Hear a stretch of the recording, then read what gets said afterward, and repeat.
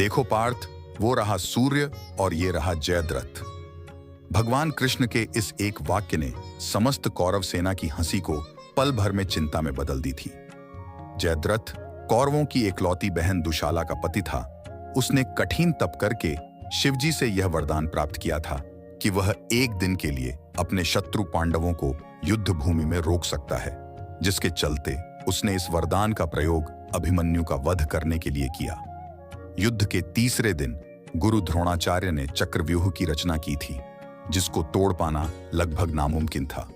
कौरवों ने अभिमन्यु को उस चक्रव्यूह में फंसाकर उसका वध किया और जयद्रथ ने उसके वरदान की शक्ति का प्रयोग करते हुए समस्त पांडव सेना को उस चक्रव्यूह के बाहर ही रोक के रखा था, जिसके कारण वे कोई भी अभिमन्यु की रक्षा करने अंदर नहीं जा पाए।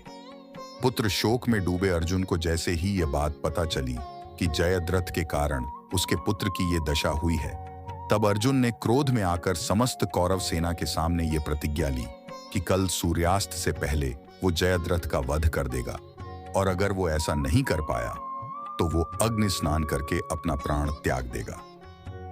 कौरव इस बात को एक सुनहरे मौके की तरह देखने लगे और सोचने लगे कि अगर उन्होंने कल जयद्रथ को बचा लिया तो अर्जुन खुद ही रास्ते से हट जाएगा। इसी कारण से अगले दिन युद्ध क्षेत्र में कौरवों ने जयद्रथ को हजारों की तादाद की सेना के बीच सुरक्षित किया, ताकि अर्जुन उस तक चाह के भी न पहुंच पाए। लेकिन शूरवीर अर्जुन एक एक करके सारे महारथियों को परास्त करके आगे बढ़ता गया और अभी सूर्यास्त होने में बस कुछ ही पल शेष था। लेकिन अभी भी उसको हजारों की तादाद में खड़ी सेना को भी परास्त करना था। उसी समय भगवान कृष्ण ने अपने सुदर्शन चक्र से सूर्य को ढक दिया, जिसके कारण युद्ध भूमि में अंधकार छा गया और इसको देखकर सारी कौरव सेना खुशी मनाने लगी और जयद्रथ भी अर्जुन के सामने आकर हंसने लगा।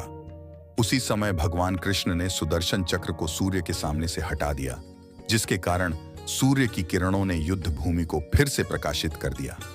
अभी जयद्रथ भय से कांपने लगा, किंतु अभी भी उसको मारने में एक दिक्कत थी, और वो यह था कि जयद्रथ को उसके पिता वृद्ध क्षत्र से यह वरदान प्राप्त था कि जो भी जयद्रथ का वध करके उसके शीश को जमीन पर गिराएगा, उसी क्षण भस्म हो जाएगा।